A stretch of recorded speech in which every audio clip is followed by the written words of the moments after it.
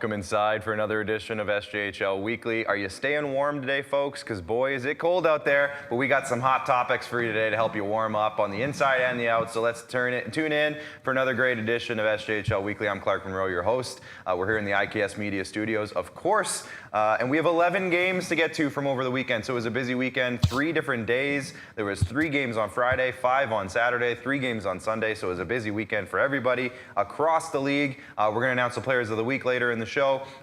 Plus, we're going to be joined by Trevor Gates of the Canadian Mental Health Association later on in the segment 3 of the show. So we'll be excited to talk to him and check out what's going on with this month's Talk Today campaign with them, which all the teams are involved in across the league. So that's fantastic stuff. And we're going to be joined in segment 2 by special guest, star forward of the Yorkton Terriers, David Coyle, who is on a tear lately. So excited to get in touch with David and talk to him.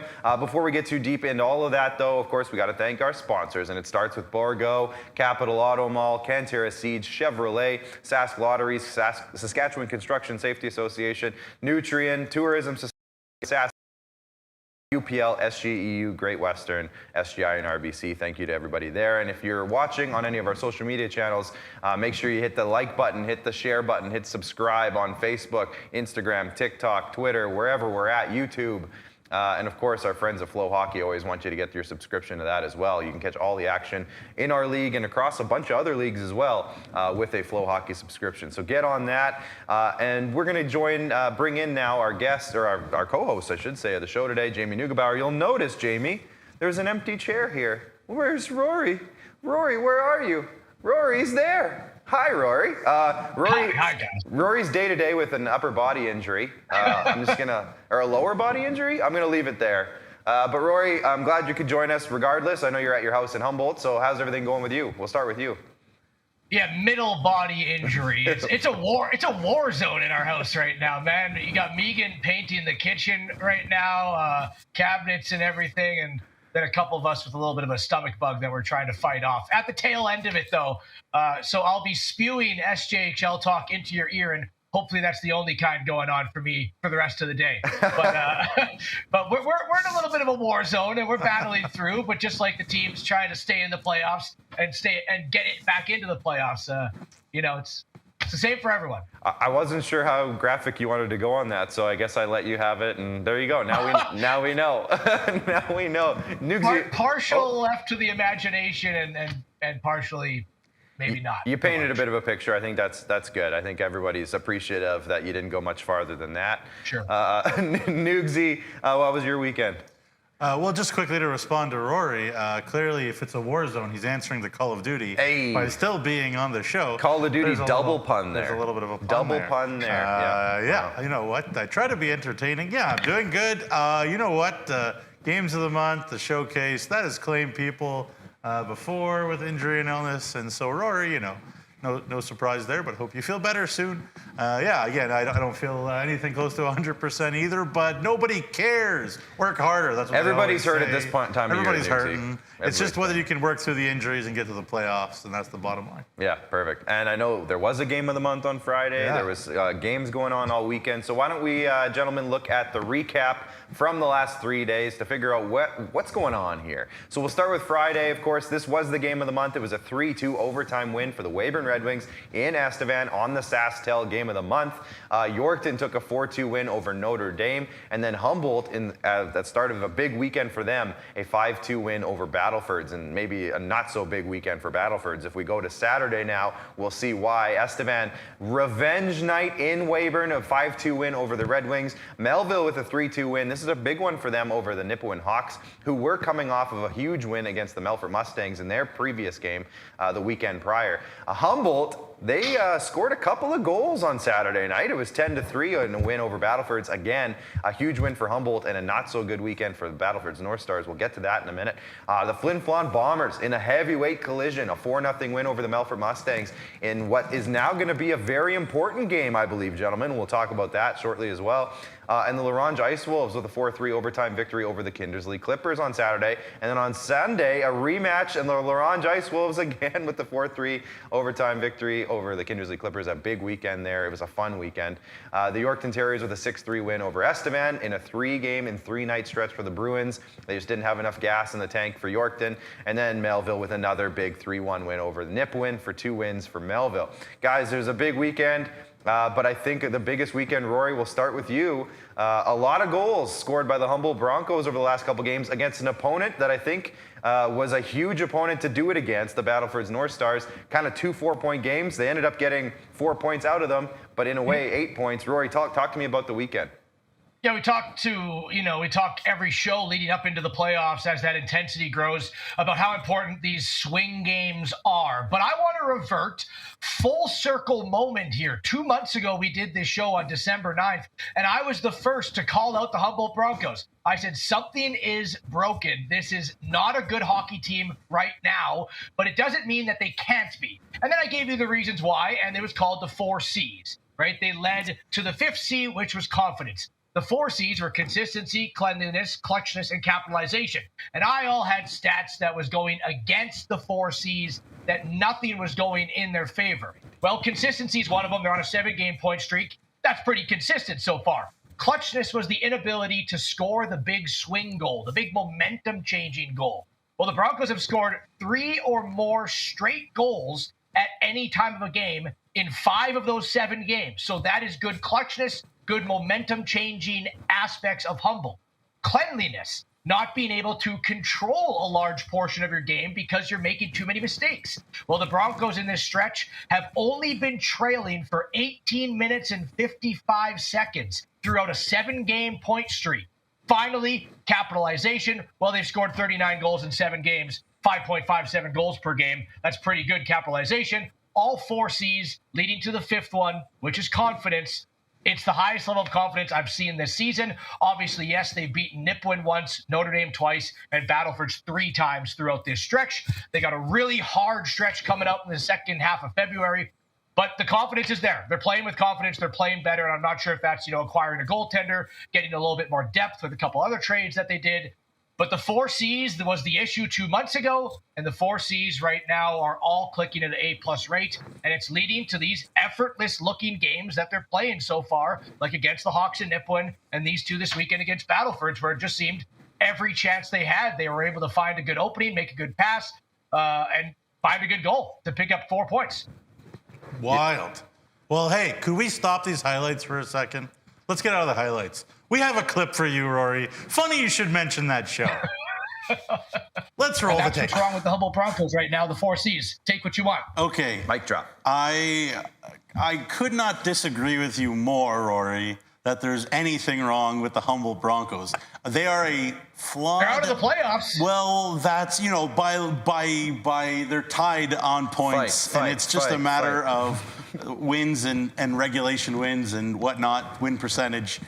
Everything is fine with the Humboldt Broncos. They are a normal, every junior A team is flawed in some way or another. Every junior team is flawed because they're made up of teenagers. I think you are way overreacting just because I think it's something maybe that you're not, as used to. And I think every team in this league, whether it's Weyburn, whether it's Yorkton, even Flin Flon, you go down the list, Battlefords, they've had a stretch this year where they've struggled.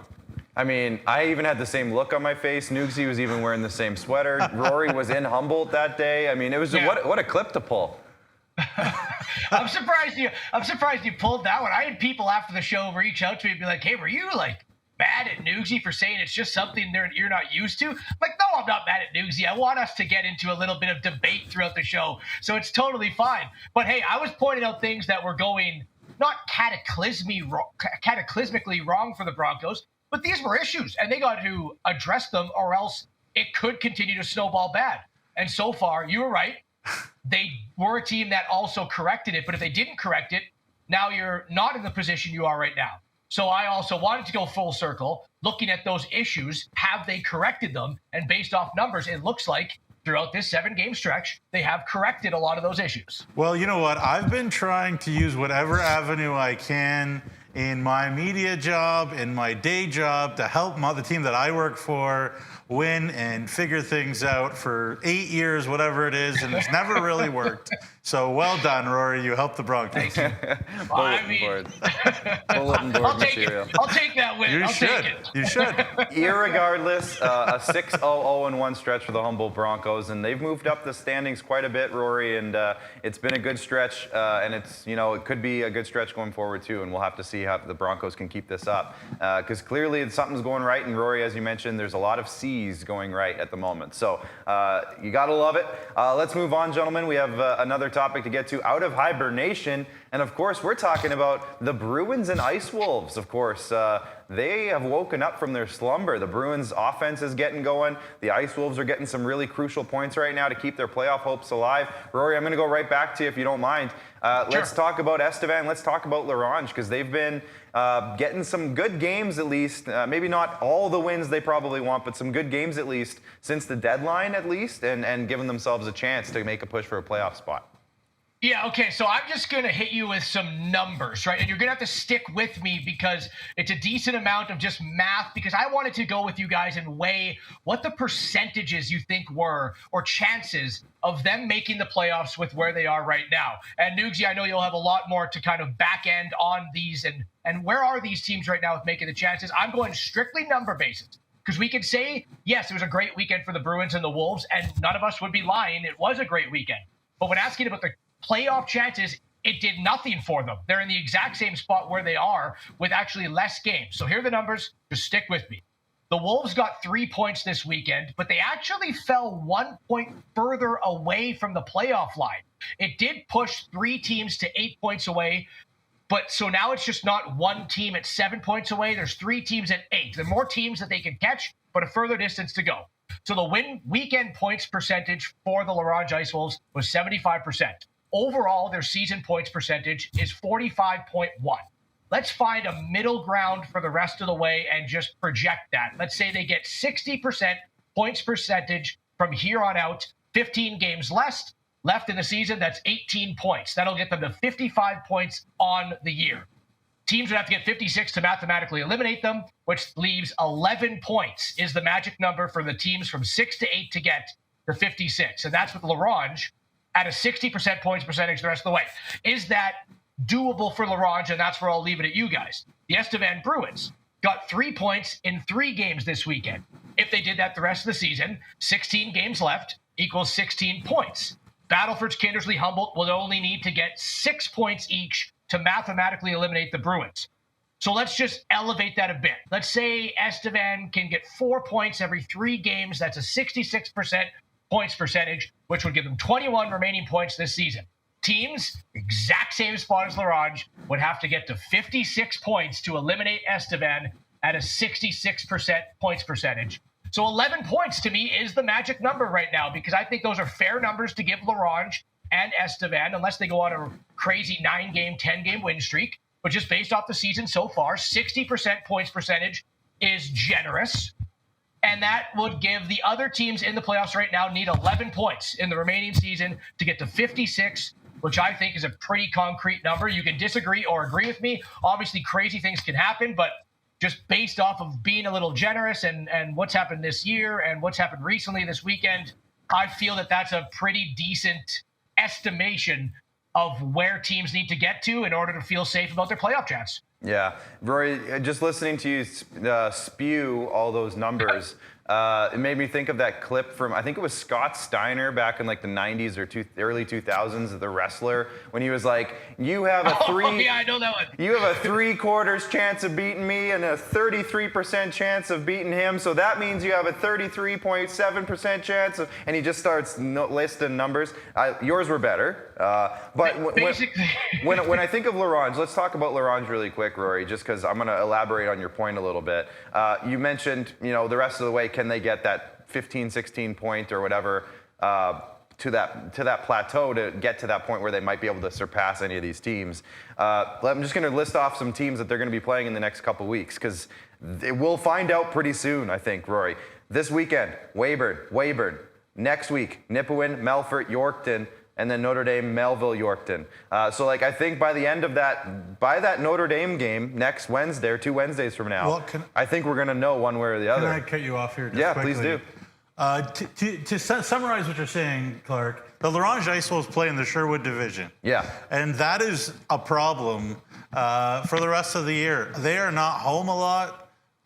They play Flin Flon and Melfort a lot. Well, their last 6 games, to add to your point, their last 6 games of the season are Kindersley, Melfort, Flin Flon. And ever since Kevin Kaminski took over in Laurent, the Ice Wolves' MO have been, we don't care the odds, we don't care, if you think we're dead or not, we will be a real pain in the butt to deal with. So they have that going for them, but it looks really rough. So if I had to pick between those two, I would have to pick Estevan just because of the strength of schedule. The line, Rory's kind of nailed it. The line for the playoffs last year was 53 points. I think sort of 56, 57, 58 is going to be, is going to be probably where it is. Yeah. So again, it's going to take a lot. I think talking to people in Estevan, they're like, we're very happy. We're going to take it process day by day and see what happens. But I do think to some degree there is more of an emphasis on, what happens next in Estevan, and they have a lot of good young players. Sure.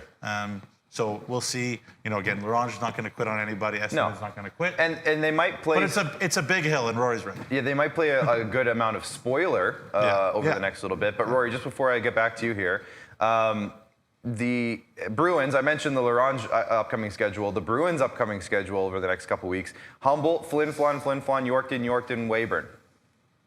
So again, we'll know pretty soon, I think, whether those projections are going to be positive or not so positive. I think, Rory. Yeah, and even if that was Nipawin, Notre Dame, like we've seen Notre Dame beat Humboldt twice, we've seen Nipawin just beat Melfort. There's no easy game in the league this year.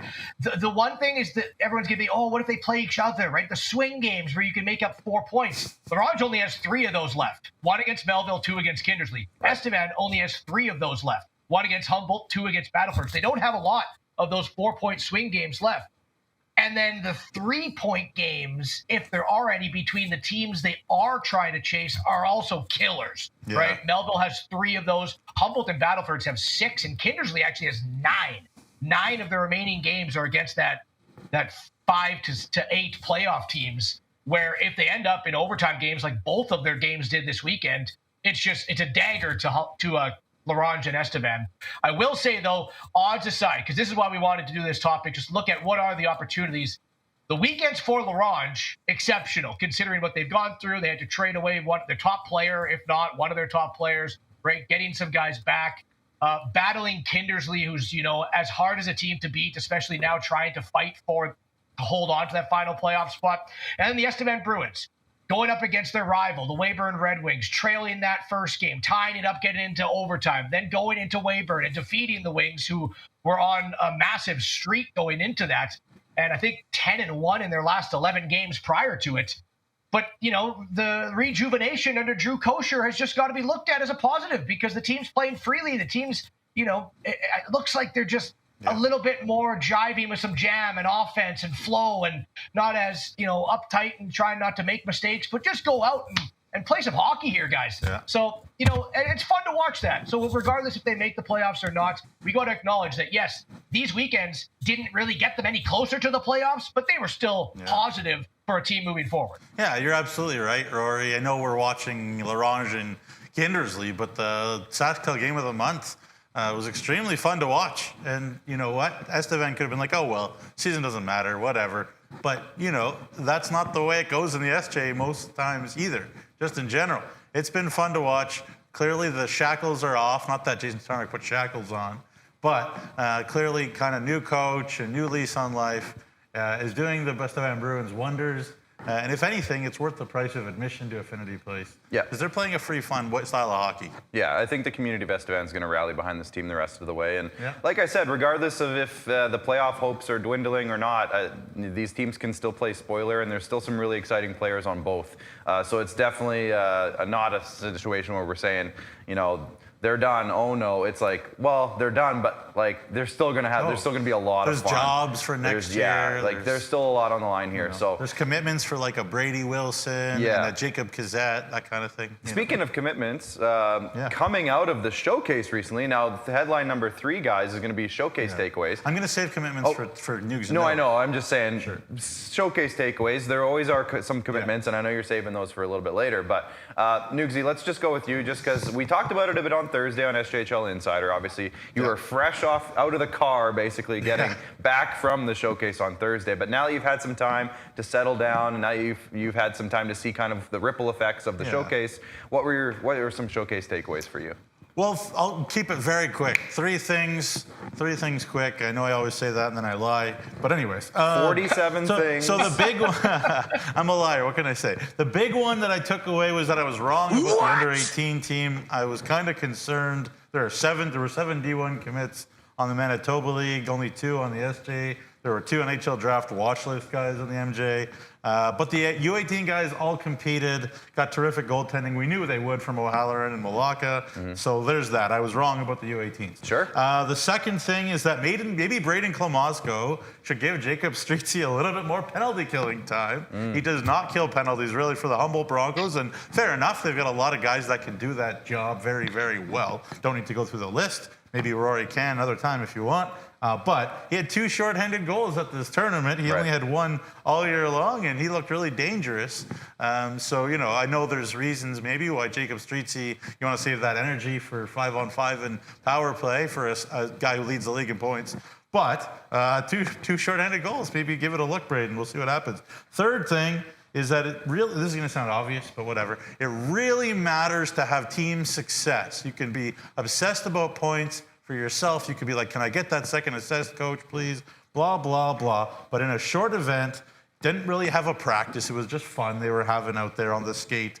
Pre-existing chemistry was so huge at this event. Guys who had line mates, the Flin Flon Bombers guys, guess what? They really stood out. Why? They had 2 other Flin Flon Bombers with them. Weyburn, Humboldt, Yorkton. These guys all stood out big time because they had guys they're used to playing with, or at least practicing with, on their line. So if there's another reason to think about how can I get that guy over there to a showcase, how can I get my teammate committed, how can I be unselfish and make that guy better, then there's another reason why, because I think it was a clear difference between the guys that had lots of teammates with them and guys that didn't. I'm not chirping anybody. I'm just saying it made a big difference. So those are my 3 takeaways. Awesome. And obviously Cody Mapes, we talked about this jokingly on Thursday, but maybe put Jackson Ruthven, Ethan DK, and Jerome Maharaj together on a line, because they look pretty good. Yeah. Rory, in the first day. Any takeaways from you? Because I know you and I weren't there necessarily, but any takeaways from you?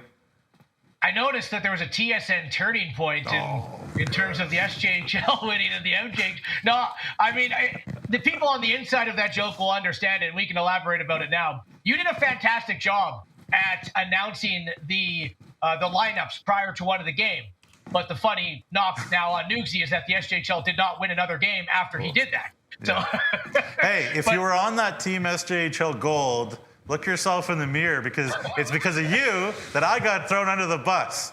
So maybe send me an apology or a gift basket or something, okay? You are not on the ice, Nuggs. I understand. Oh, yeah, not at all. Not even once. If not even once. Nuggsy doesn't get a D1 commitment because of this, it's on Team Gold's players. That's what it is. That's what it is. You know, with our friendship and everything us 3 have going on, if you give any ammunition of that regard, we will mention it to you. I love it. I love it. It's okay. We all had fun with it. We're still having fun with it. And I know, thank you to I know Cody the players and Cody Mapes also were having fun with it. Oh, yeah. Well, so. No, all jokes aside, I've been trying to get Brett Pilkington to let me do this for like 5-6 years. Wouldn't say yes once. Cody suggests it. First time we're on the same team, quote unquote. Wow. Calling some people I did a good out here. job, so. Now, I will say this. Nuggsy, your energy levels are at an all-time high today, and it means so much because I know you love showcase events. I know you love those things, so I'm glad you were able to go. Looked like you had a great time. You did a great job, by the way, covering the event. So I just want to give a shout out to Nuggsy for all the work he does behind the scenes and all the work he does in and around rinks and with the players and with the coaches, because you wouldn't have been invited to do that in the first place if everyone didn't love you. No, so there you go. Oh, There's my little shout out to this guy. I felt nothing but love about it all. So there you go. It was awesome. You guys good to move on? Yeah. I'm going to assume that was a yes from Yeah, he Rory. gave his thumbs up. Oh, he did. I thought The thumb was off to your side of the... I wasn't looking. I looked down We're for a figuring it out today. I looked down for a second. We got to talk about the Melville Millionaires, guys. The Money Men revival. We have to talk about this because, well, among other teams, I think this is the one team that has had a really solid stretch lately. We talked about Humboldt having a really solid stretch. Now Melville has won their last 4 games. They've moved from questionable on around the 8th spot in the playoff race, maybe even considering them as one of the teams that could slide out of a playoff spot at one point not too long ago, and now they're in 5th. And as of today, gentlemen, as of today, it's a Yorkton Melville round 1. Can we please get this to work? Nugsy, I'm going to start with you on this one. Melville, just their last little stretch, they're scoring goals again, their goaltending is working, their defense is playing well. What's the difference? Yeah, well, they got a couple there against the Nipawin Hawks in town, and it was really tight hockey. But I think a big piece of it is they've really settled on a goaltender that's been healthy and stayed in their net. Nick Jeanette, his save percentage over a 6 wins out of 7 last game span, a .965 save percentage for Nick Jeanette. And I've been singing his praises all the year long. Talked about it, won the national championship with victory on U18 last year in the States. And look, if you listen to what Doug Johnston preaches and you buy in, you are going to win hockey games. And, we were concerned, we were wondering, would this team continue to listen given Caden Drury was gone and Ryan Rothke was gone, blah, blah, blah. But no excuses. Big time kudos to their leadership group, led by Matt Chemis. They still have a wonderful, wonderful decor. Obviously, they let Liam Rodman go, but they brought in Louis Nadeau. So Doug Johnston's brought the right guys in to fit the right places, the right pieces, and said, okay, we're not going to just dwell on who's gone. We're going to move forward in the right way. Rain Hodge has stepped up and really done a wonderful job, too, for this Melville team. You go down the list. And, yeah, just, again, character, because they've shown that, they had kind of an excuse to quit, to punt on the year. Oh, woe is us. Things are hard. But they haven't. And guess what? They're not going to be any fun when the playoffs start. No. For anybody, whether it's Yorkton, whether it's Weyburn, whomever it is that they play in the first round, it does look like a kind of a Viterre division round 1 if the cookie crumbles that way. Also, if the playoffs start today, on the quickest side, Weyburn versus Humboldt, that should be tasty. Yeah, I was just going to say. Against his buddies there in Weyburn. I was just not sure either team wants that one, actually, but either way. Anyways, kudos to you, Melville. Yeah, Rory, you want to add anything to Melville? Nugsy hit the nail on the head right there. A team that's, been through multiple hurdles of adversity, continues to lace up the skates and continues to play for one another, was my biggest takeaway. Didn't need any numbers, although I did have, 6 wins in the last 7 games, only allowing 14 goals against. They're the Melville Millionaires right now again, and they're absolutely rolling. And I'm very glad you brought up that playoff series that, it's all hearsay because who knows what's going to happen 15 games down into the future. But it's probably, divisional aside, the most tantalizing matchup with what the teams have to me. The high-flying Yorkton Terriers and a very capable team of shutting down anyone in the Melville Millionaires, and just how that will kind of go against each other if we get it. And yeah, remember two months ago, we looked at the playoffs and you're like, which of these series stands out to you the most? And I think me and Nugsy both answered them with none of them. I hate the way this looks. Right now, we definitely don't hate the way it looks in terms of who people are pitted up against. But that's an interesting one. Rivalry aside, just X's and O's matchup. It's very cool. They're going to pack the barns. Oh boy, Westland and CN. It's going to be bursting at the seams. Also, their only loss, Melville, over those 7 games. You guys have any guesses? Flin Flon, shut up. So, right. Who's beating Flin Flon these days? Also, we buried a bit of a lead. We have to mention Flin Flon did beat Melfort at the Whitney 4-0. 26 games unbeaten. I know we say it every week. 26. We Blew my stuffed mind. them into odds and ends. We thought they got so much recognition throughout the. Put the Unbelievable. top two teams down at odds and ends for once. Actually, Jeez. you know what, Rory? Mike Reagan slipped us a $10 bill. He said, "Please don't talk about us too much. Please, Wow. just keep us quiet. I think he's keep going us to take quiet." the $10 in the back now, but Yeah. whatever. Just for fun, because we haven't done this in a while. If the season ended today, which again, a lot can change and will change, within probably the next week, honestly. But if it ended today, let's have some fun. Melfort, Battlefords, that's the 1 versus 8. Flin Flon, Kindersley, that's the 2 versus 7. Weyburn, Humboldt, as Nugsy mentioned, the Daza Mitchell Bowl, and Yorkton, Melville. So it's going to be, if it ended today, I don't mind those matchups. I think that'd be pretty fun. Yeah. The way Josh Sale's playing, it could be the Josh Sale It could be Bowl, the Josh too. Sale Bowl, boy, too, he looks yeah. good. Let's move on to odds and ends, gentlemen. Nugsy, I think we have a little bit of a quiz. We'll keep it quick. Keep it quick. I always keep saying that. I'll stop saying that. All right. Sorry, guys. All right, quiz. Let's go. It's quiz time. Let's go. Very exciting. That's the other reason you're so excited. All right. Yeah. This team leads the SJHL. Oh, that's nice sound. This team leads the SJHL in 1-goal games played. I was talking to his coach today about this, and he said, I'm losing all my hair. So I guess that was a tip that he has some hair. He has hair. There you go. So the Melfort Mustangs are out. Sorry, Trevor. I shouldn't have used that. Oh, well. Rory, I'm going to take first guess here. I'm going to say Larange. Wow, see, and we're positive Melfort's out. I missed that little hint that he gave because I know Melfort Mustangs leads the league in 1-goal game wins, but have they had enough of them to lead the league in 1-goal games played? So eliminating Melfort, Flin Flon's been in a lot of tight ones too and found a way to come up top. Let's go Flin Flon.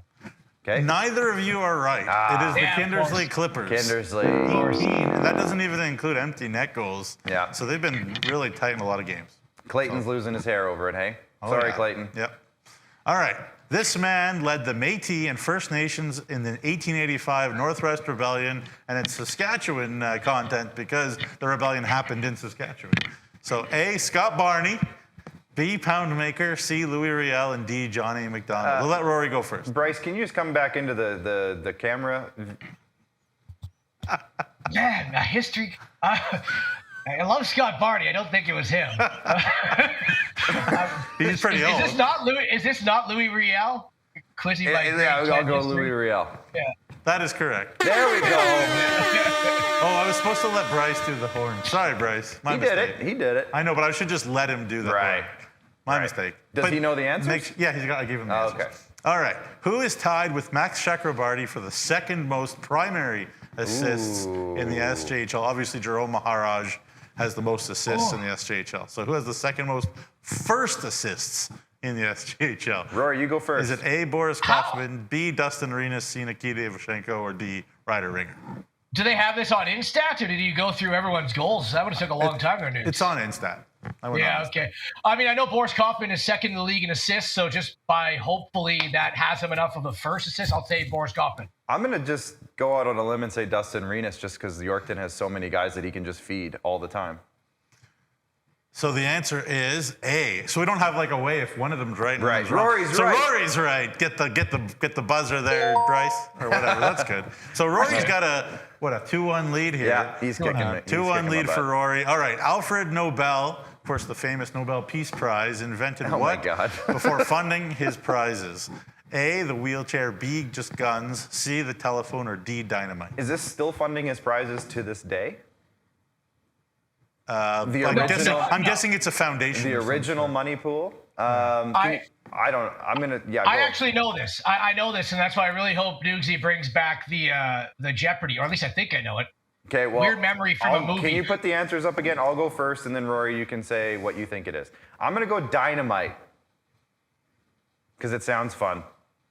It is dynamite. That's what it is. Yes. It is. It's because he felt so bad about the damage that the dynamite caused his invention. That he felt like there were demons kind of following him around, haunting him, ghosts haunting him, and he decided to take that energy. So he invented the Peace Prize. So in the 1900s, yeah. Also, if you've ever seen the movie Oppenheimer, there is a scene where Oppenheimer gets criticized. Another guy thinks he's not going to win the Nobel Prize for inventing this. And then he says Alfred Nobel invented dynamite. Oh, okay. See, I got you think you're going to win the Nobel Prize for inventing a bomb? Well, he's like, Alfred Nobel invented dynamite. So Right. that stuck into my head, and that's how I know. There you go. That's a good one. Kick me now. I haven't seen Oppenheimer yet. So. Neither have I. Wow. That's on the list. It's on the list. Very good. Yeah. I'll do it before next episode of SJHL Weekly. Well, there you go, Rory. Congratulations, you won today's quiz. Well Hey, done. that's a 750 winning percentage right there. Yeah, Talking about more stats, right? 750, I'll killing take me.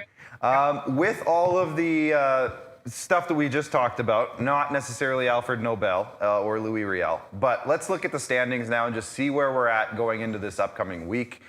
Because like we said, it's changed, okay? Flin Flon has moved their way so close to Melfort after they were down, 13 points at one point, not too long ago.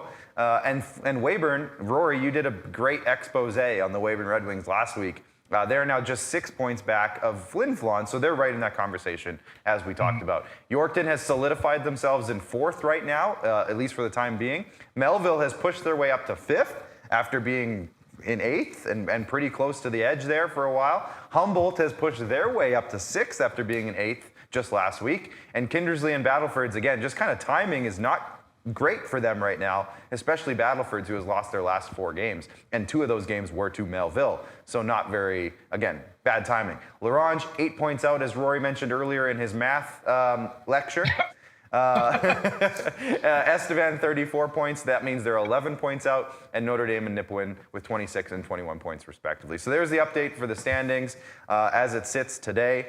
But let's have a look now as we come back into the studio. Let's have a look, guys. The highlight of the week. Brought to you by Tourism Saskatchewan, of course. It's Max Chakrabarty feeding Luke DK for the Weyburn Red Wings. Let's have a look. Line change here, not quite yet. Just Estevan off Wilson on Moores. Chakrabarty. Now he'll take center ice. Chakrabarty in. Takes wide. In front, scores! Luke DK, a redirection set up by Chakrabarty. And it's the Weyburn Red Wings in overtime. Picking up a 3-2 victory in the Highway 39 rivalry. Another win goes by way of Weyburn. It's always a party with Max Chakrabarty. Nice. What a beautiful pass to the tape of Luke DK. Let's be honest, Nugsy. You picked that just so that would get in there, didn't you? Well, I thought after my performance in the starting lineup, Chakrabarty was in the starting lineup, so I thought, I should have used that line. That was a good line. And then I'm like, well, if something good happens in the game, I'm going to try to use it. Now, there you go. in fairness, there's a couple of things with that play that maybe at surface level doesn't blow you away, but the patience and poise of Max Chakrabarty coming in over the zone, taking 2 guys with him, Luke DK streaking to the net, Ethan DK becoming a decoy. Now, Max Chakrabarty, good one. Max Chakrabarty can either shoot that puck, and he's a dangerous shooter, so the goaltender had to adjust for that. Luke DK saw him coming out the side of his net, or side of his eye, so he had to adjust for that. There's a lot that goes into that play, the way that Weyburn set it up, and it was just a very nice setup, very nice goal. So there you go. And a great call, Rory. And also, what do you say at high-level hockey? You pass and then you move. You don't pass and watch your pass. You pass and then you move. DK passed and moved. And Also, I remember in our very first show, we do like our award projections, and then one of the fun ones was best name. I'm pretty sure one of us did say Max Chakrabarty, and now that I've had a chance to call him 4 or 5, he's definitely up there because there's so many places you can put the emphasis. You can hold the shock at the beginning. It's a roller coaster name for an announcer, which is very fun. Determining if it's a goal or if it's a little bit of a downslip by Weyburn. You could have his name projected a lot of different ways, which is good for a broadcaster. You got the Mad Max angle. You got the chakra angle. If you want to go energies and spirits and stuff, you can go chakra. Barty rhymes with party, like you said. So there's a ton there. So much to work with. Yeah. So anyways, congrats to Max Chakrabarty and Luke DK of the Weyburn Red Wings on that one. And big shout out to Chevrolet. Any highlight packages you saw throughout the day so far or on our YouTube channel are all sponsored, of course, by our vehicle sponsor, Chevrolet. So thank you there. Time for Nugs and Notes. That's not it. Hey! Hey! That's not it. There he is. There we go. I missed Caught him sleeping. Like a little karaoke after the game of the night that Rory and I participated in. Good times, good times. All right, Nugs and Notes. Vito Biondo has committed to Maryville in St. Louis, Missouri, ACHA D1. Veteran defenseman for the Nipawin Hawks. Has been a great servant for the Hawks. Going to join Connor O'Keefe, Timon Prexler, Jake Chartier, and Jackson White as SJHL alumni there. Kieran Ronan out of the showcase. Out of the showcase. Got to love to see it. Committed to Concordia of Wisconsin Division III NCAA. Big list of SJHLers there. Cam Herdlicka, Alex Ochitwa, Evan Forrest, Mequan Tallman, Dane Sardelli, and Liam Lucas. So congratulations to those two guys. And then the final thing is we had a game of the month, as I mentioned there, in Estevan on the Friday. And then next Friday, coming up, no rest for the wicked, Kindersley and Humboldt in Kindersley. Should be an absolute doozy. Rory and I will be back on the call, and I always love calling games with Rory. I know I love all the guys that we have on different broadcasts, but it's just like, riding a bike, getting in something comfortable with Rory. So love calling games with him. And we'll be back at it this Friday. So make sure you tune in on SJHL TV Max Live Local. There you go. Love it. All right. When we come back, we're going to be joined by Yorkton Terriers star forward David Coyle, myself, Jamie Neugebauer, and Poopsie McGee. We'll be right back after the break. Rory, I had to do it. Bryce paid me money. Bryce paid me money to do it. We'll be right back after the break. Okay. Your new truck trade-up has arrived at Capital GMC.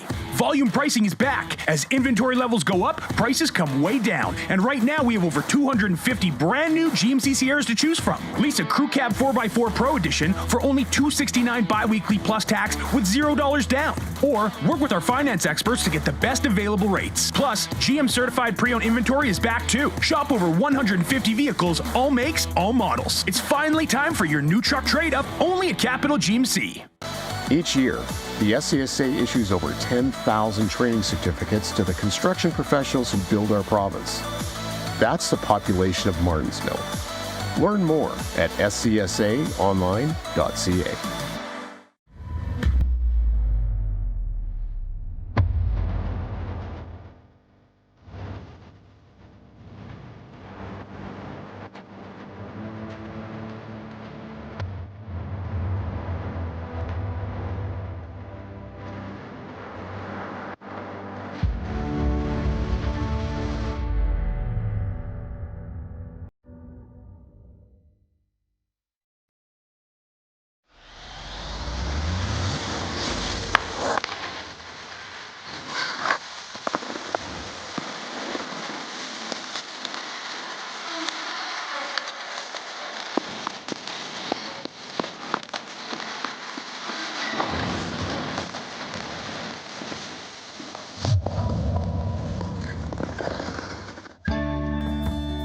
Saskatchewan's far north is where the land itself inspires. It's the beauty and power of wilderness, the solitude of a place far removed from what you might know.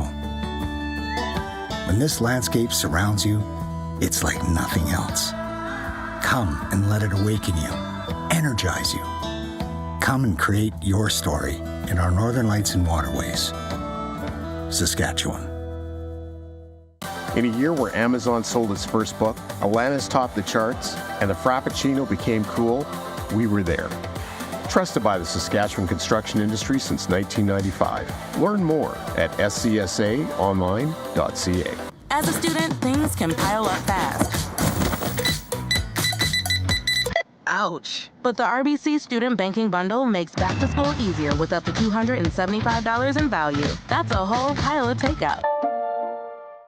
Introducing SaskTel Student Saving Tips. Tip number 138. You could build your own pallet furniture. So you're living on your own. You can save money by building furniture with pallets.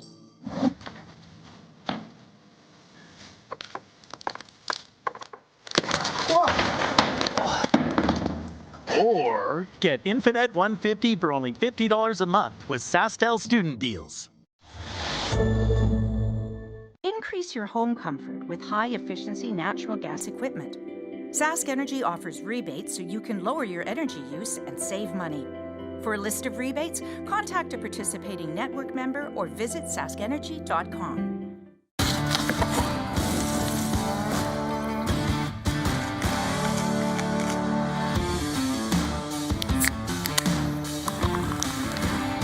Original 16. Celebrate things done well.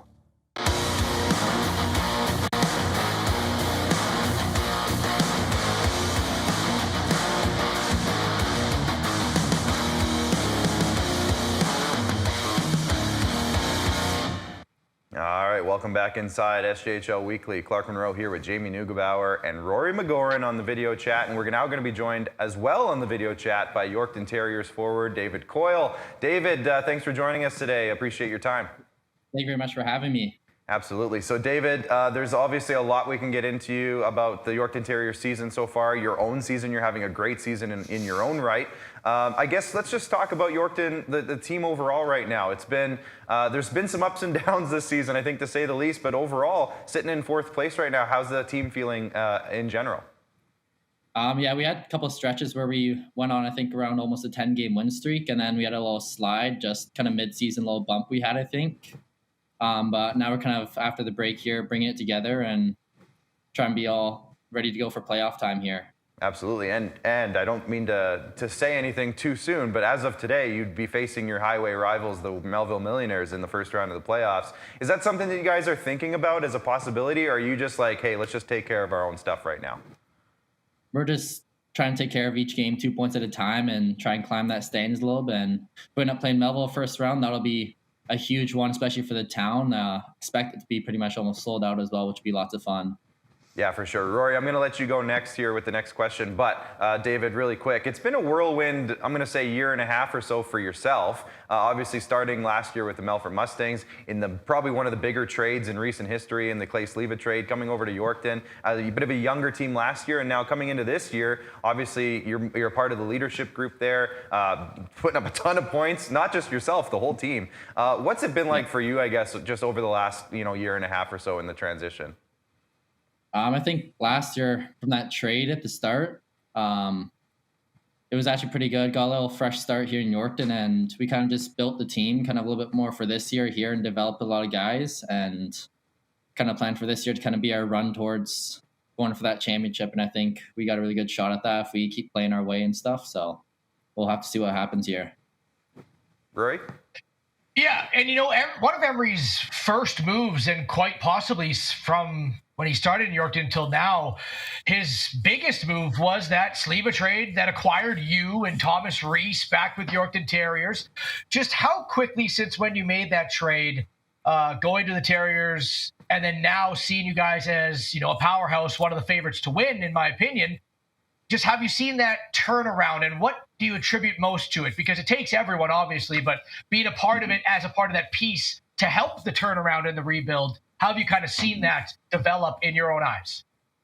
At the start of the year, just when we started coming together as a group and everyone's just bonding well and started getting some wins, and we all were like, this really could be our chance to kind of go far. And we just every day keep working towards that goal, just winning every single day. And obviously Thomas Reese was a big part of the trade as well, who's been really helpful for us on the penalty kill, blocking shots, and being that big offensive threat as well. So we just got to keep playing our way, and things will hopefully come. Yeah, for sure. And obviously a part of that team's success is you guys had a bunch of guys at the showcase there in Winnipeg that recently concluded. Just talk about what that experience was like. How much fun was it? And, just to know that you also had a bunch of Terriers with you. Yeah, it's obviously a big honor to represent the Yorkton Terriers. And we had, I think, around 8 guys there. It's lots of fun. You get to meet all the guys in the league and hang out with them and kind of bond with them as well. And you spend a lot of time around them. So the experience was really well this year and last year as well. But last year was just, I think there's 2 of us, which wasn't as much as we hoped. But it's definitely lots of fun going and playing with all the top players in the league and kind of showing off what the SG is all about here in the showcase. Hey, David, teams that win championships often need adversity throughout a season, right? They need to battle something that galvanizes a group. You mentioned that you guys have went through a slump, but you've also gone through some other things that, can often be hard on, yourself or even a younger hockey player. Talk about, the points getting deducted, right? Obviously, just recently in the changing landscape of hockey, some players are going to leave to greener pastures, whether or not they find them or not, just what they're thinking at that moment. How galvanized would you say the Yorkton Terriers are because you've gone through multiple things that can sometimes lead to a downward spiral. You guys always seem to rebound in a positive way. Yeah, I mean, we've been battling injuries quite a bit early in the year. That's kind of where we had our slide. But we just keep pushing, like it's next man up mentality, as our coach says. Like when some of the guys higher in the lamp are hurt, like everyone steps up and takes part. And that's how we were able to find those wins in those times. And those injuries, you won't be able to stop. So you just got to keep battling through that. And everyone's ready to go when they're given the opportunity. So that's one really good thing about our team here. I do want to ask you, David, and like I hope I don't get in trouble for this, but I do want to ask specifically, like obviously one of your teammates did decide to leave, and I'm not asking you to bash him or anything, but just I guess how does that feel? As much as you're willing to tell us, personally, like the room, just as much as you're willing to say, like what does that mean to you guys? Well, he's obviously a big part of our offense, leading our team in goals, and it's kind of hard to kind of turn down that big opportunity to go play in one of the best junior leagues in probably North America, I would say.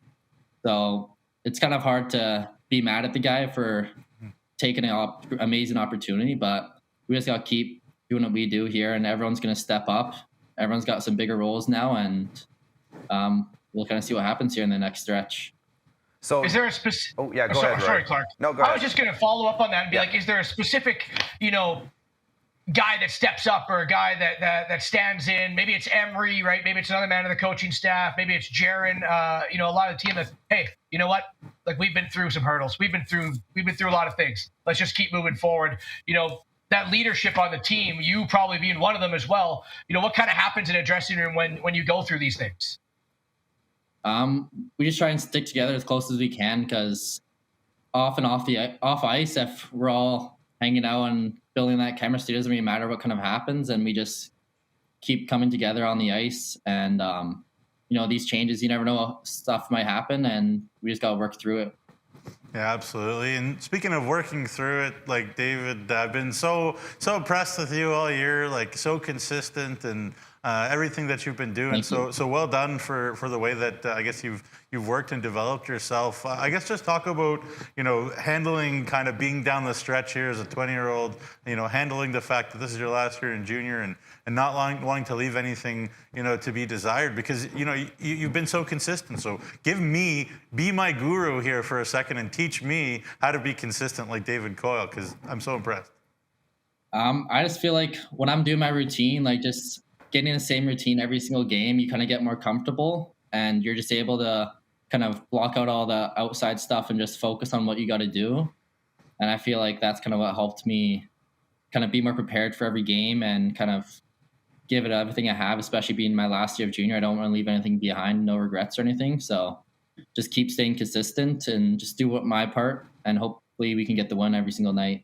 So we've been talking about Yorkton all year, David, as one of the more prolific scoring teams in the league. And I mean, when you look at your stats page, there's 12 players on the roster currently, or at least as of this moment, that have 20 points or more. And there's probably a couple more on the outside that, due to injury, could have 20 points at least. I think of Tate Schofer as an example. Yeah. Have you ever been on a team with this much explosive offensive power, or is this new to you? What does it feel like as a offensive player yourself, skilled player yourself? What's it like playing on a team with this much firepower? It's obviously great, because it's hard for teams to kind of lock down multiple lines that can produce offense. And when we just keep going at the opponents hard, like they can't really stop how much firepower we have. And whether it's the line with me, Desnoyers and Hammond, or it's, let's say, the so-called like kind of fourth line, like anyone can put the puck in the net, and that's kind of what we need to see. And you kind of came in around not too long after Emery was the head coach. He's a guy that's put together this team of high-powered offense, and you're a guy that's relished from it, right, in your SJHL career. How is it playing for Emery? And Clark kind of mentioned playing for this team, but playing for Emery, who's put together this team, gives you guys like the freedom to be creative, have fun, go score goals. And I got to think that you guys are having a lot of fun playing for him. Mm-hmm. Yeah, his play style is great. Like if you make stuff, as long as you kind of just learn from it, he won't get like too angry with you. You can just be creative, kind of be yourself, and as long as you give 100% effort, you kind of have a lot of freedom out there to do kind of what you want. Really appreciate it, David. Not sure if you've tuned into the show too often before, but if you have, it's the time of the show for Rory's Rapid Fire. Got some quick questions presented by Elkridge. Are you ready? I am. Okay. Yorkton, we talked about the talent. We talked about how much firepower they have. Who's maybe that one player that just has like sneaky skill that you see it sometimes out of the corner of your eye in practice that just goes underappreciated? I think I could go with Jeff Hammond. I think his hands are really underrated with some of the moves he does in practice, and he always slips through guys, and it's fun to watch. You guys always have a guy. Every week there's a guy that gets overshadowed by someone else on the team, and then it's just a revolving door. Hammond one week will be the star of the talk, and then he gets overshadowed by yourself, and so that's a great pick. Who's the biggest thorn in the side of a defenseman? Oh, sorry, let me reword that. The biggest thorn in the side defenseman for you to go up against in practice? A guy that's just miserable to go up against in practice? I'd say maybe Reese or Cormier, because they like to give it to you sometimes, which is tough to get by. They're not afraid to kind of step up. They're not afraid to step up into you. Yeah. Mm-hmm. Who's your dream team to play against in the playoffs? I think it definitely have to be the Melfort Mustangs. Get a little revenge from last year, for sure. Is there still a little bit of, not love loss, you understand the business, the trades, but then they go on and win a championship afterwards. Is there still a little bit of, I want to beat them and show them that, they gave away a pretty darn good hockey player? Well, obviously, it'd be great to play against the former team, especially a lot of the guys I played with. But sometimes stuff has to be done in hockey, and that's just what happens. It'd be great to kind of get that chance to get a little somewhat like revenge on them and get them down in the championship. I like it. Do you have over or under 32 power play points in your SJHL career? Oh, that's very specific. I'd have to say just barely under, maybe. Wow, nailed it. 30. You got 30. Wow. It's just barely under. Yeah, good guess. You're dropped off in a rainforest and have to survive until help comes. Which two Yorkton Terriers are you hoping that are dropped off with you? I think I'm gonna pick one, my billet brother, Bryce Dahl. He's a smart guy, he can help me out. We got some good chemistry, and I'd have to go with, it's a tough one. Maybe we'll go with Jai Zawatsky, just because we're good buddies and all three of us would probably have a good chance there. So you're going strictly for friendship and entertainment rather than maybe like survival skills. Have a little fun when you're doing it. I like that. You got to stay light. And your first goal as a Yorkton Terrier after that trade was against which SJHL goalie? I think it might have been Zoll. It was Zoll. You're right. Guy you're still playing against right now. Because I'm a a 2-goal game in Weyburn, I think it was, yeah. You knocked it out of the park. I had a goal called back the game before against Estevan for like a high stick. Mm-hmm. Yeah, first goal was the second game. You actually scored 2 goals in that game, to remind you. And it was and both obviously against Zoll. But yeah, that was Rory's rapid fire. You crushed it. Thank you, buddy. Perfect. Thank you. What a machine. Done. Yeah, the power play question was very specific, but that's good. Last one here, David, and then we'll let you go. Obviously, tomorrow night you're hosting the Melfort Mustangs. You just mentioned them. What's the message going into that game for the team? Just play our style of hockey, play fast, get pucks to the net, kind of keep it away from our house. That's what we got to do best by boxing out and letting our goalie see pucks. And then just keep applying the pressure, and it should come in. There you go. Thank you, David, so much for your time. We're going to let you get back to your hard work and good season so far, and best of luck the rest of the way. Perfect. Thank you very much for having me. All right. There's David Coyle, of course, of the Yorkton Terriers. Great chat. Love that. That was a good chat. Good kid. Good future. So I'm excited to see what comes of that. I think before we go to break, guys, I'm going to just rattle through the players of the week, if you don't mind. Because when we come back, we have another special guest joining us here on the set. So let's do that now. The players of the week, as you can see the graphic coming up on the screen. We'll rattle through these really quickly. We'll get some final thoughts from you, Rory, after that, because I think this is where we'll say one thought. goodbye. Oh, on what? You want to say it now? After the players of the week. Afterwards. Okay, let's save that for after. The SGU MVP of the week, Jacob Streetsy. As you can see, amazing week. 9 points in 2 games. That's it. And now he is the current leader in the SJHL for points at 55. So congrats to Jacob. A great week there. The Borgo forward of the week, Kai Banoche, his teammate, also putting up huge points. 7 points on the week in 2 games, and he hit the 40-point mark on the season as well this weekend. Sticking with the Humboldt Broncos, it's the Super U defenseman of the week, Ryder Knutson. Not always known for his points, but did he have a good week this week? 6 points in 2 games, a goal and 5 assists. He has now notched a career high in goals, assists, and of course points as well.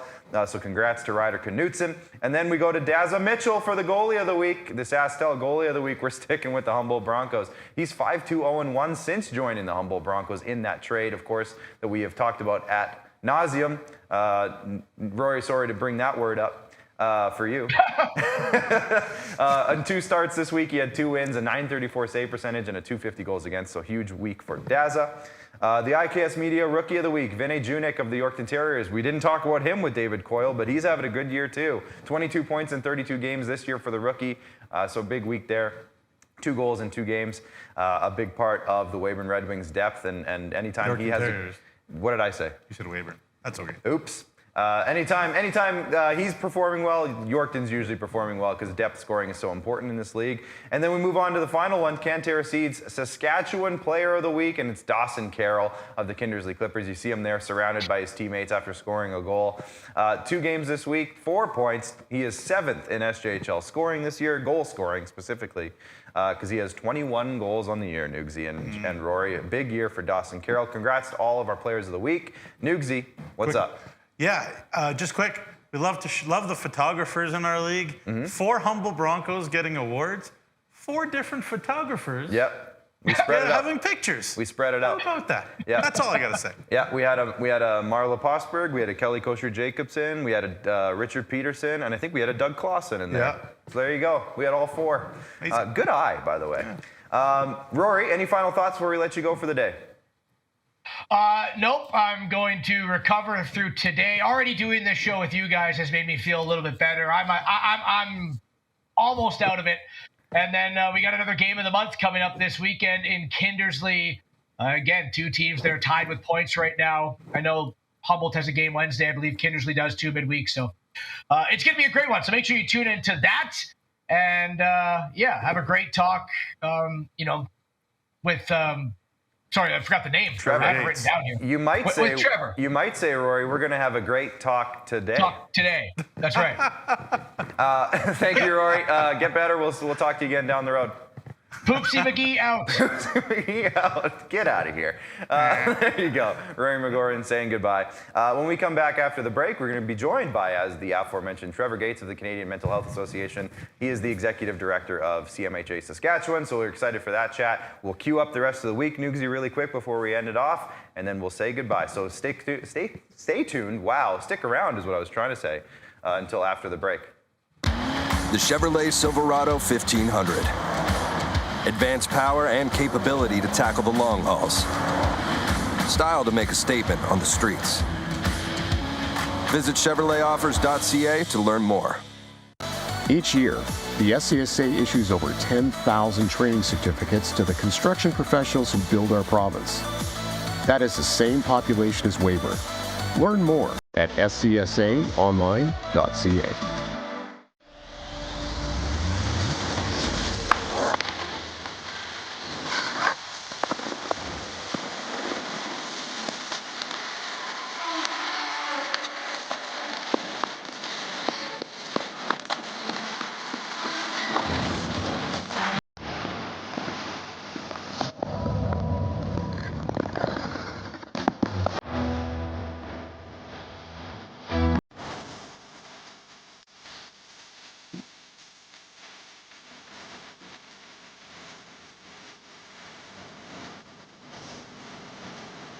When you buy a lottery ticket in Saskatchewan, your money really goes a long way. More than 12,000 sport, culture, and recreation groups receive funding from Sask Lotteries every year. Everyone wins. My name is Kyle McIntyre, and I'm the commissioner of the SJHL. We have 12 teams spread out all over this amazing province. 12 teams that hit the road for combined 324 season games. We take hockey players, and we make them better. We make them better at hockey and better at life. That's what the SJHL is all about. We have a great league, we have great teams, great ownership, the best fans, the best partners, and the best sponsors.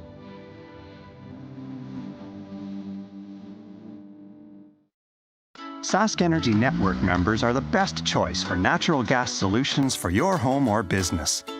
With comprehensive services like heating equipment maintenance, appliance installation, and in-store financing, they have natural gas solutions that go beyond heating to bring you the comfort, efficiency, and reliability of natural gas, both indoors and outdoors, all year long. For whole home natural gas solutions, network members burn brighter. Introducing SaskTel Student Saving Tips. Tip number 236. You could dye your own hair.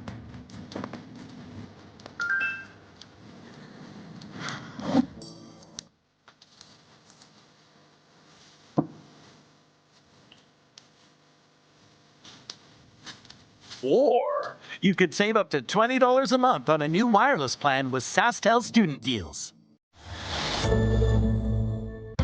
Enjoying what's around you. That's what it's all about. Farm to table, in season, locally foraged. Look out the window and that's exactly what you'll see on your plate. It's the kind of experience that you'll compare everything else to for years to come. And it's so close, you can almost taste it. Indulge in our unlimited lakes and parkland. Saskatchewan.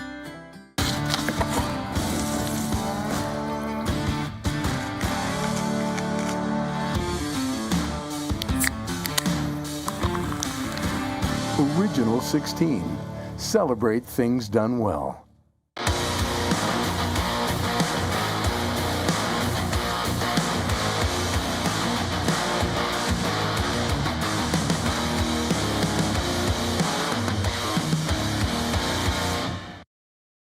All right, welcome back inside the SJHL Weekly studios. Joined by special guest Trevor Gates from the Canadian Mental Health Association Saskatchewan, Executive Director. Trevor, welcome to the show. Thank you. Absolutely. Obviously, this is a big thing for yourself, the Talk Today program. We've been doing it now in partnership with the Canadian Mental Health Association for 6 years. Can you just talk about how this has developed? I know you're relatively new to the program itself, but for 6 years now, we've had this great partnership going on. Yeah, it's been really excellent.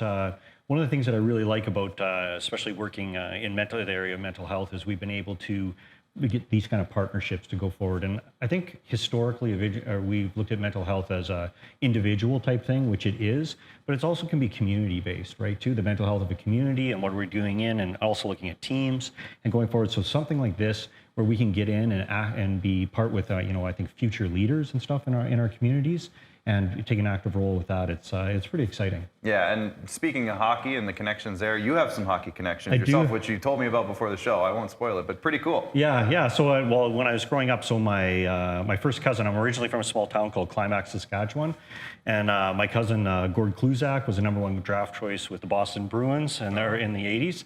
And what was great is I actually got to go to quite a few games, go into the dressing room, get to meet all the guys and stuff, which is pretty cool.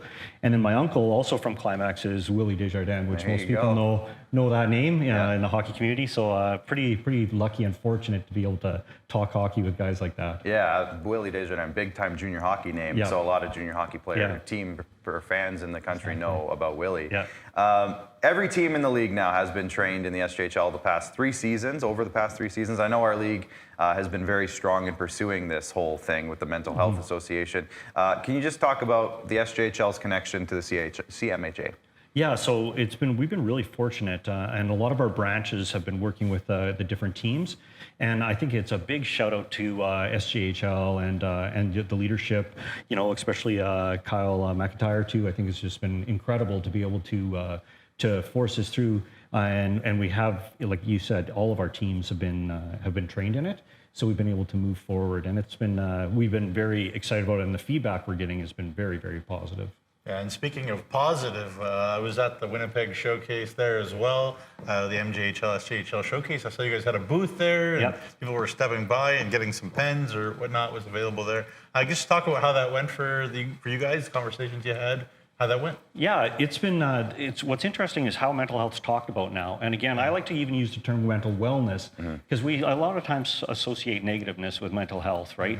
When we're talking about it. So we're having people come in and stop at booths where before things would get kind of avoided. It's now people, there's an energy around talking about it. They're talking about how do I get better? They're recognizing just even in their own lives how things can become improved when we start talking about these things and bringing them forward. Yeah, pretty for sure. And yeah, it was just great to see. And I guess just talk about that. You know, obviously people talk a lot about how this day and age kids are blah blah blah. I'm sure you've heard that before. But I guess just talk about the willingness and the fact that teams and players are willing to engage with this at a level maybe that they haven't in a long time. Yeah, it's so what we're seeing is, and maybe I'll touch on a little bit on when we talk about our pillars when we're doing support like this. So we have, it comes around our support, education, and awareness.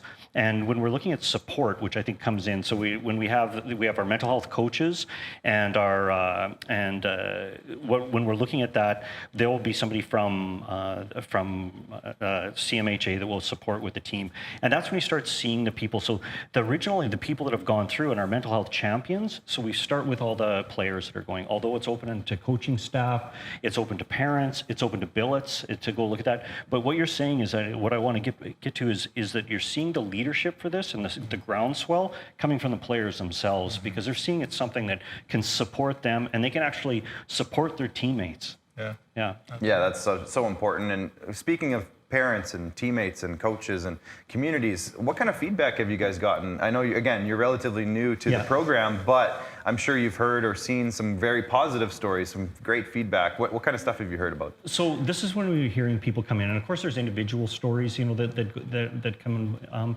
But we've been talking with our with the directors that work in our different branches, who are the ones that are actually facilitating this role and going out and being those mental health, like kind of basically the coaches when they're going forward to work with the teams and work with the people that will come forward, work with the champions, that are there. And what we've been seeing is that the numbers speak for themselves. So when we're seeing every year, we almost double in number for the people that are getting involved. If you look nationally, even our numbers when we started in 2014, we're at 13,000 people have gone through this training and are able to work with other people and going forward. And so that's one of the things. It's incredible. Incredible. So with the foundation itself, the association, I should say, you're connected to the Fifth Line Foundation and the NHL Foundation. What's the importance of those two? Well, I don't think, again, these are all, key pieces in this puzzle. And so without those, this is a zero cost program to all teams and individuals there. And that's from the Fifth Line Foundation, of course, brought forward from the Humboldt tragedy, and then also from the NHL Foundation. They co-fund this, and so they're allowed to make, and it's just making a big difference. So how big is the program overall? I mean, I've heard of talk today for a long time now. I know it's bigger than the SJHL. You're already in Manitoba, right, as we talked about there. So how big is it? Yeah, so again, when we're our national footprint, as we go forward. So even coming in preparation for this, I was able to talk to our national guys too and get some more feedback going in. The different leagues that are going in and people are putting interest. So again, it's exponentially growing is what we're seeing is going in. We're seeing more and more people reaching out, wanting to know how can we be a part of this? How can we kind of get into this? And again, like I said, what's nice from that is that ripple effect in our communities we're having young people being trained in this. What to look for and how to talk with other people. And I think it's in a healthy and safe way, which is really nice. Yeah, and I think one thing that as a coach myself, and I coach baseball, of course, but as a coach myself, you're always looking at ways of how you can make your players better. And this is one that I think is now becoming something for teams to look at as, this is a way we can make our players better. Would you agree with that? And also, just to jump in quickly, I've heard numerous coaches, and I do like to talk to the coaches in our league, they don't really want to be the resource. They love their players. They want to be there for them 100%. But they don't want to be like their therapist or their whatever their outlet for this, their social work or whatever you want to put it. They want to find somewhere. So this is very valuable as well for all the coaches in the organization. It's exactly, I'm glad you brought that up because it's something that we're seeing, because you would think, oh, the coach would be there, but no, the coach is there to coach and to be part of that team. Yeah, and that's what we'd like to rely on. But what we're seeing is we're letting people pick who the person is, that is the champion for the team.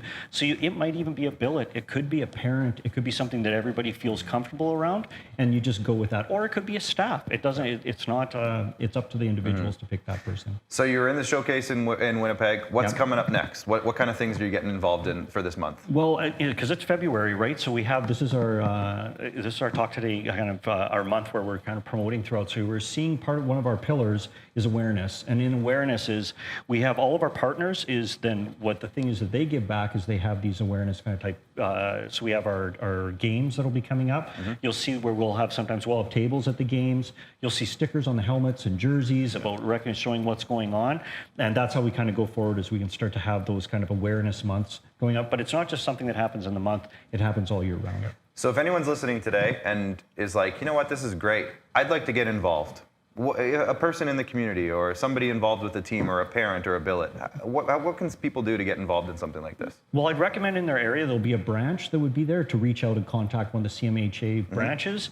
And if you're not sure how to do that, you could also reach out to our provincial office and we'll make sure we get you in touch with the right person. Perfect. Well, again, very important. It's Talk Today month, which is funny to say Talk Today month, but it is at a very important time of the year for the Canadian Mental Health Association and our involvement with the Saskatchewan Junior Hockey League. So Trevor, thank you so much for joining us today. Thanks so much. Good luck with the month. Yeah. I know you'll be around, so good luck with the month. And with that in mind, Nugsy, anything else before we wrap this? Thanks for coming in. Absolutely. Awesome. There are some games coming up tomorrow and Wednesday. So Trevor, if you don't mind sticking around for the end of the show here. You got it. We'll look ahead to tomorrow night's games. There are 3 games tomorrow night, and the first one, holy cow, it's a big one. And we mentioned it with David Coyle during his interview, but Melfort is visiting Yorkton. So that's a huge one there. Battlefords will be in Notre Dame, but it's not in Notre Dame, right? This is the one in Davidson. Yeah, it's in Jackson Allen's hometown of Davidson, Saskatchewan, of course, the captain of the Battlefords North Star. Right. So again, Notre Dame will be the home team for that, but I'm sure that there will be a large Stars contingent of fans in the building.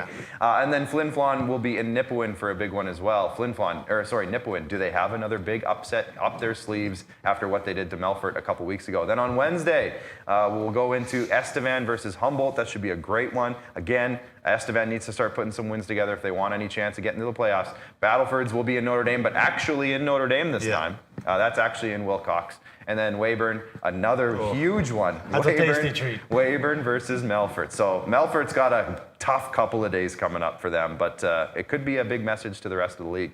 Allison Burke-Johnston saying thank you for bringing awareness. Mental health is so important. Trevor, there you go. So yes, very good stuff coming up.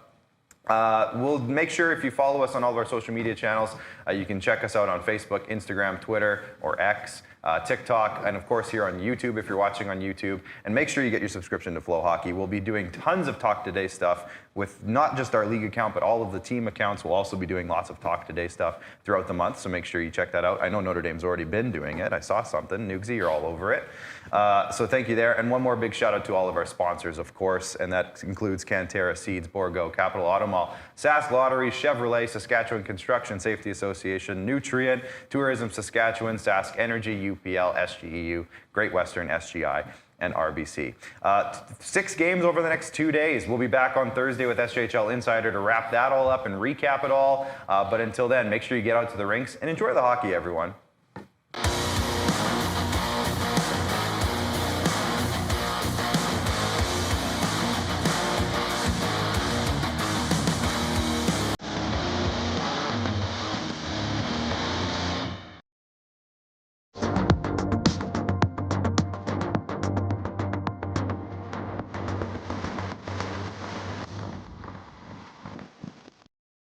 $364 more days till next year's hockey tryouts. I gotta toughen up.